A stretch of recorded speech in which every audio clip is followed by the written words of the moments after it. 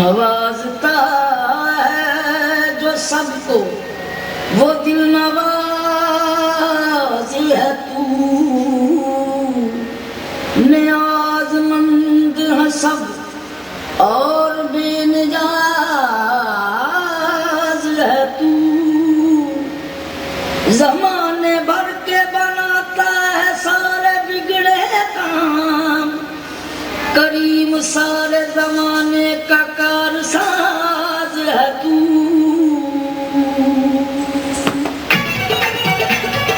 दोनों हाथ वाला अपनी ताली बनाएं, ताली सेवा करते हुए सभी जय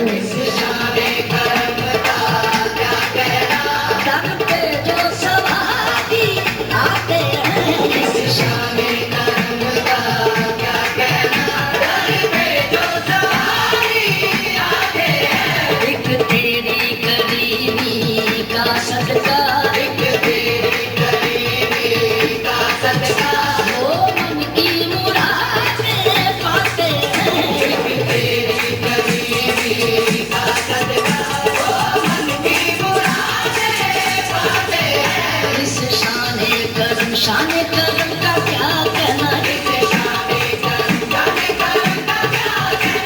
खाली न रही रहमत से तेरी, दुख दर्द के मारों की झोली, क्या तेरा करम है दर पे तेरे, बढ़ती है हजारों की झोली। शाने करम का क्या कहना है, मुश्किल को तू आसान बना देता है, हर ऊंचाई उम्मीद खिला देता है, तकदीर से हो जाए जो भाई सजुदा उस भाई को भाई समझा देता है। शाने करम का क्या कहना है, इस शाने करम दोनों हाथ जोड़कर सभी ताली बजाते हुए बाबा के गोदी बाबा के सबके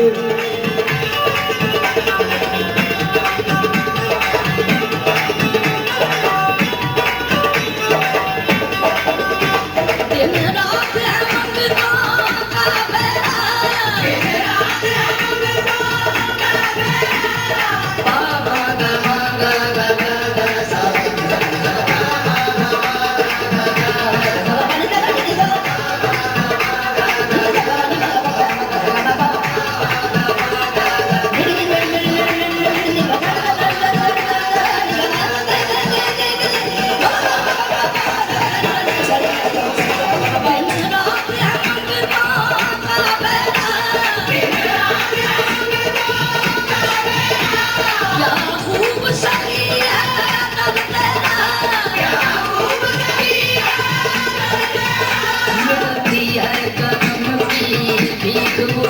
दोनों हाथ जोड़कर सभी ताली बजाते हुए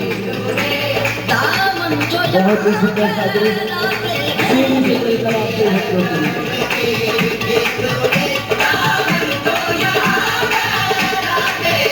मिलती है करम की भी तूने,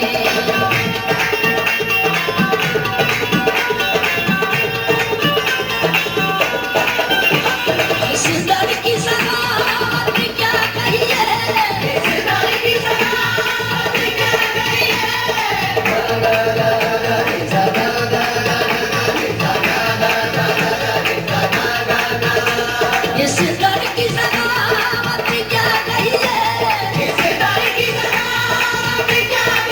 पक्के रिश्ते तेरी रहमत से जो बन जाते हैं,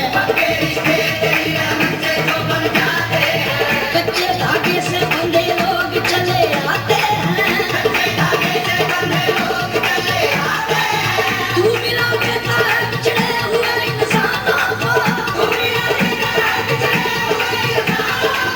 तेरे अनमोल करम शान ये दिखलाते हैं इस दर की सगावत क्या। दोनों हाथ जोड़कर ताली बजाएंगे बाबा के गोदी बाबा के सबके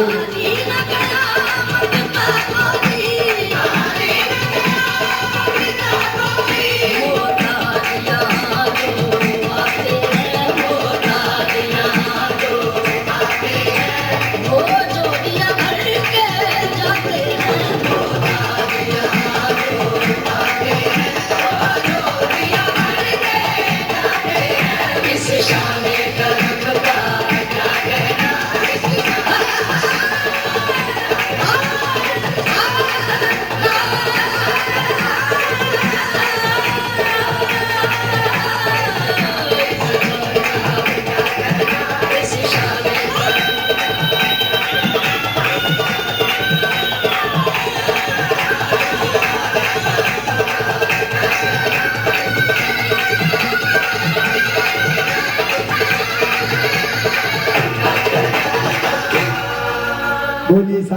नाथ महाराज की। आके बैठो मेरे पास। आपका मैं कथा बहुत कम बोलता हूँ, विश्वास करो। तो मेरा आज कथा बोल रहा हूँ बस मैं, मेरा मूड है इसलिए। हाँ, कथा सुन लेगी तो किसी की अच्छी लगेगी नहीं। कथा तो बहुत बोले, हारमोनियम ले लेके गाए जाएंगे, रोए जाएंगे, किसी का बेटा मर गया हो, किसी का बेटा खो गया हो, हैं तारा मोहे पुत्र वियोग न पाए, ऐसे ऐसे गाने गाएंगे, रोएंगे रुआएंगे सबको। तो काम थोड़ी है। कथा को हमेशा कथा की तरह कहना चाहिए, कथा की तरह सुनना चाहिए। और ये हमने खुशी में जाकर कराया, रो के थोड़ी कराया भाई। हमारे घर में हर्षोल्लास है, खुशी से जाकर रो तो भगवान को याद करके रो, वो तो बात ठीक है कि भगवान तुम कब कृपा करोगे। ऐसा रोना तो बहुत बढ़िया बात है, ऐसे रो के दिखाओ। मैं वो कर सकता हूँ जो तू कर नहीं सकती, कह के देखो कैसा लगेगा तुम्हें।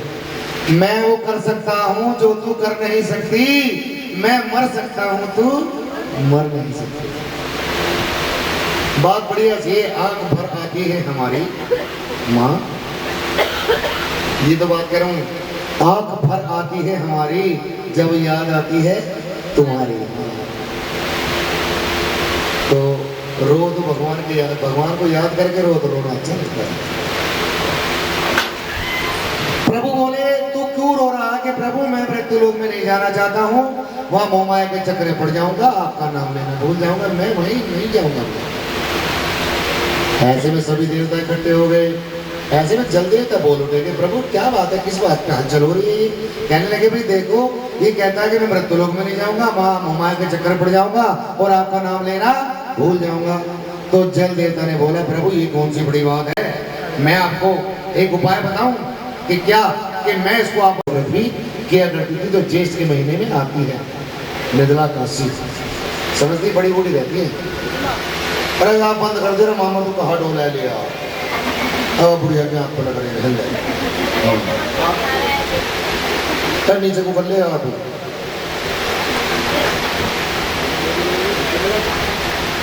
भाई कथा सुनते रहो और मुझे कथा बताते रहे। और भूलने की बीमारी है मुझे, बहुत बुरी बीमारी है मेरी, भूल की। कभी थारा में लग जाने निर्जला एकादशी का व्रत किया करती थी। एक बार क्या हुआ, निर्जला एकादशी का व्रत दोनों बहनों ने किया।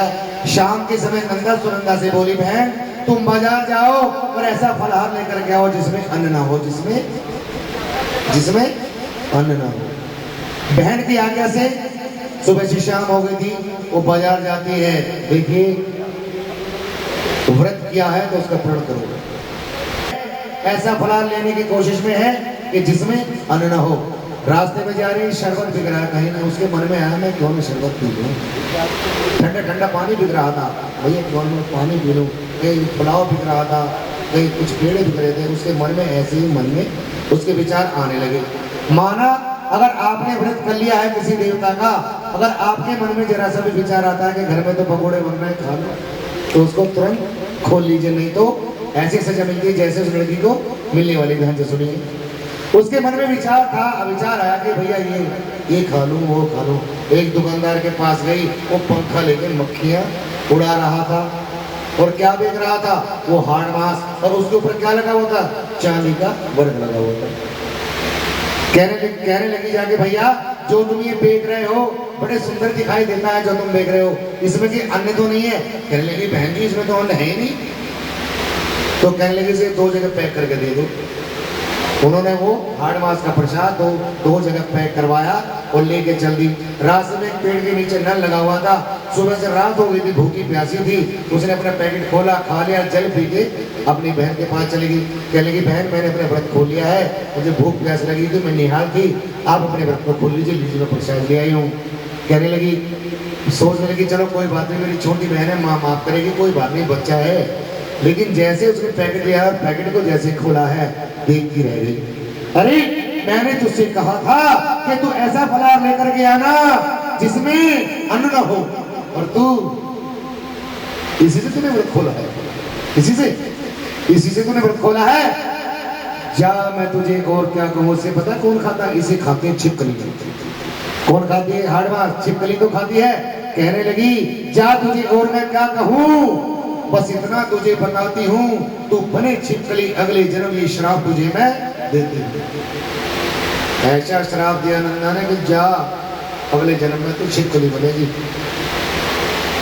इतना सुनते ही सुनंदा नंदा के चरणों में गिर गई, अरे बहन तुमने क्या कर डाला, मेरा तो हो गया झीमे लाला। पर बहन मुझे इतना बता दीजिए, मुझे उस जन्म से कैसे मुक्ति मिलेगी? जब कोई श्राप देने वाला होता है तो उसका कोई रास्ता भी बताता, जब दया आ जाती है।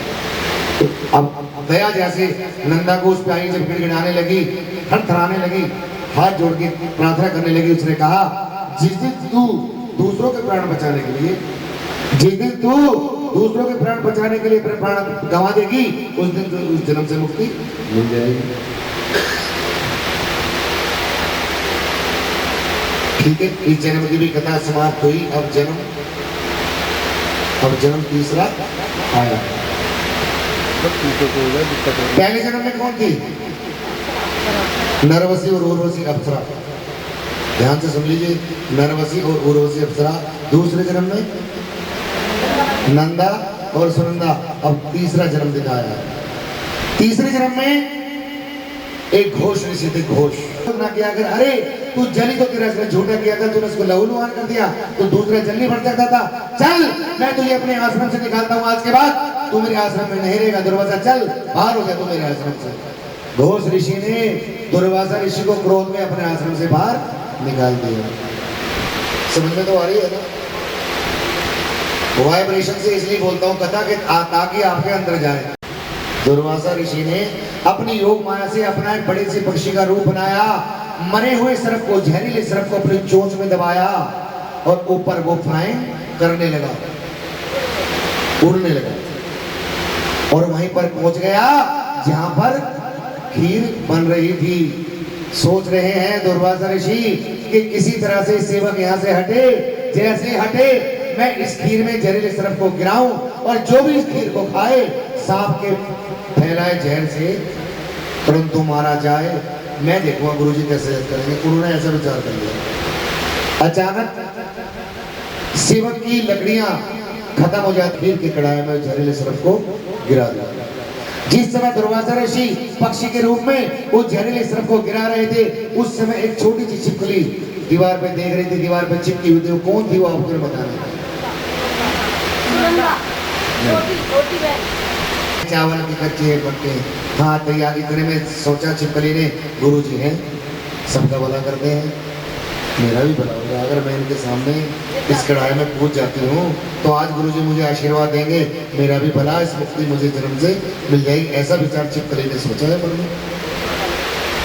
गुरुजी कढ़ाई में चावल देख रहे, अचानक छिपकली ने गरम गरम कढ़ाई में अपने प्राणों की आहुति दे डाली और यह देख करके घोष ऋषि के मुख से निकला, अरे नीच नी, तू नीच नी है और नीच ही रहेगी। मिल गया आशीर्वाद। खड्डा खुदवा के इस खीर को डाल दो, ऊपर से मिट्टी डलवा दो, नहीं तो जो भी जीव जंतु खाएगा छिपकली की जड़ से तुरंत मारा जाएगा। जैसे अचानक सेवक कढ़ाई को पलट रहे हैं, उसमें देखते क्या है, कई फुट लंबे खड्डी को पीछे उसमें पड़ा हुआ था। यह देख करके देवताओं में त्राही त्राही मच गई, अरे इसमें क्या पड़ा हुआ? गुरुजी ने देखा, अरे इसमें तो सारा पड़ा। उसने भगवान का ध्यान लगाया, गुरुजी घोष में उन्होंने ध्यान लगाया, अरे इसमें तो सरफ पड़ा हुआ था और छिपकली ने मेरे सामने प्राण दे करके अपने हमारे प्राणों को बचाया। अपने प्राण गंवा करके जो औरों के प्राण बचाते हैं वो प्राणी इस माया के झंझट से मुक्ति पाते हैं। इसलिए कथा ने बोला कि घर में होगा मिलके गई सच्चे सभी देवताओं के बल से अब जन्म चौथा आता है। पहले नरवसी उर्वशी, इसको तुरंत मरवा दो नहीं तो तुम्हारा सर्वनाश हो जाएगा। राजा बोले ये पाप ना हर किच कमाऊंगा, जो होता है सो हो जाए, कोई और उपाय सोचो। तुम कैसे पंडित हो? कोई और उपाय नहीं है। पंडितों ने दूसरा उपाय सोचा, एक लकड़ी का संदूक मंगवाया, चारों तरफ उसमें सोने की पत्ती का बादाम चढ़वा दिया गया, संदूक को खोला गया, उसमें हीरे जवाहरात डलवा दिए गए, एक गद्दा बिछवाया, गद्दे पे कन्या को लिटाया, संदूक को बंद कर दिया, ताला लगा के काशी नदी में छोड़ दिया। शायद कोई देखेगा संदूक, फिर देखेगा इस कन्या को। मैं जल्दी बोल सकता हूँ ऐसे कथा जैसे अभी मैंने बोली, मगर आप लोग फिर देखेगा इस कन्या को, सोने चांदी के लालच में ले जाएगा उसे पालने को। संदूक काशी नदी में बहता हुआ जा रहा है, वहां पर एक पंडित जी स्नान कर रहे हैं, देख रहे हैं अरे संदूक सोने का है, मगर संदूक खाली अगर ये मेरे पल्ले पड़ जाए तो आज तो मेरा जीवन सुखी हो जाए। अब पंडित जी जो है उस संदूक को पकड़ने के लिए दौड़े। जैसे जैसे पंडित जी संदूक के पास जाते, संदूक उनसे दूर होता चला जाता और ऐसे में पंडित जी डूबने लगे। आपने सिर्फ ये बताना है कि पंडित जी क्यों डूबने लगे, बस। अरे सुन फिर सुन देखो, वो संदूक अटक गया ना, उसे निकाला, इसमें ऊपर का माल मेरा और नीचे का तेरा। संदूक मेरा, नीचे का माल तेरा। तो नीचे क्या था उसमें? कि माँ मुझे कोई संतान दे दो। पंडित जी से बोला, पंडित जी ये संदूक भी तुम्हारा और जो कुछ है वो भी सब कुछ तुम्हारा, मुझे तो कन्या दे दो। पंडित जी बोले जल्दी उठाओ इसको। कई लाख की लड़की कौन इसका प्यार। भंडार खोला, उसकी पत्नी ने दामन फैलाया, कन्या को सीने से लगाया। दोनों पति पत्नी ने फैसला कर लिया कि हम इस कन्या को पालेंगे। उसका नाम रखा रुक्मण। क्या नाम रखा? रुक्मण नाम रखा गया और प्यार से उसे रुक्को कहने लगे, जैसे मुझे घर में ज्ञानी ज्ञानी करते हैं। राज चलता था। मैं कथा कह रहा हूँ, आप सुन रहे हैं। हम जानते हैं दोनों बहनें हैं, मगर वो नहीं जानते। सुनी विधि का विधान। रुक्को की सास हरिचंद के घर जाती थी सफाई करने को। एक दिन उसे बुखार हुआ, रह गई दवाई लाने को। रुक्को से बोली, सुन बेटी एक बात मैं तुम्हें बताती हूँ, रोज आना मैं राजा के घर पे सफाई करने जाती हूँ, पर आज मुझे बुखार हुआ इसलिए नहीं जा पाऊंगी। तुम जाओ राजा के घर पे, मैं दवाई लेने जाऊंगी। सास क्या कैसे तुम रुक्को तारा के घर जाती है और रोज आने की तरह तारा काम उसे भी बताती है। नई नवेली दुल्हन है, तारा ने बाहर निकल गई। अरे कौन हो तुम? कहने लगी, महारानी मैं आपकी दासी की बेटी की बहू हूँ। आज मेरी सास को बुखार हुआ, आपकी सेवा में नहीं आ सकती है। स्वर्ग लोक में इंद्रलोक में जाए, मिल गई सच्चे दरबार की जय। अपने स्टोर रूम में से एक तसला समझती हो? तसला, एक तसला उठाती है। तसला उठा के अपने पशुशाला की तरफ जाती है। हरा हरा गोबर गाय का चुनती है, आके उसे पीली मिट्टी मिलाती है, पानी मिलाती है, अपने हाथों से आंगन को लीप रही है। और ये सब नजारा खड़ी खड़ी रुक्को देख रही है। इतने सारे दास दास है महारानी के घर में, ये क्या कर रही है महारानी? बस वो खड़ी खड़ी देख रही है। सुबह से शाम हो गई, तैयारी करने में शकुंतला दीदी को हो गई, कई दिन हो गए जागरण करवाना है भैया से। अरे ये ला वो ला, सामान की कुछ कमी न पड़ जाए। मनोज भैया भी लगे, विनोद भैया भी लगे, सोनू भैया भी लगे, सारा परिवार। जी बेटा खा प्रसाद है। अच्छा ठीक है। कहने लगी आपने जो आग जला रखी है ये माँ की जोत है, जो हमारे हेलो तो जाके देखा, जाते देखा तारा को? कि नहीं मैंने कोई नहीं जाते देखा। ऊपर गया, रस्सी के सारे वो उतना, रास्ते में चोर मिला। अरे तूने किसी स्त्री को जाते देखा? हाँ हाँ, एक स्त्री को जाते देखा। जब से मैंने उसका कंगन छीना है, ये पायल छीने, तब से मैं अंधा हो गया हूँ। राजा ने कहा कि मुझे दे दो ये पायल, तो मुझे दे। चोर ने पूछा तुम कौन हो? राजा ने झूठ बोल दिया, कहने लगा मैं चोर हूँ। बाहर आई, राजा ने उसे रोक लिया, अपने म्यान से तलवार निकाली और बोला राजा तारा तूने मेरे वंश को दाग लगाया है, हरिजन के घर का खाकर सब धर्म मिट्टी में मिलाया है। तारा बोली, हे प्राणनाथ हम सब धर्म उसी को कहते हैं, भेदभाव ना हो जिसमें हम एक साथ में रहते हैं। राजा बोले, मैं चुप कर, मैं सब जानता हूँ। धर्म अधर्म क्या होता है मुझे ये बता, तेरी गोद में है तो है क्या? कि राजा मेरी गोद में तो प्रसाद है, चलो माँ का दरबार में चलते हैं, वहाँ खाएंगे जाके। मगर राजा को अभिमान में गुस्से में क्या दिखाई दे रहा था उस प्रसाद का?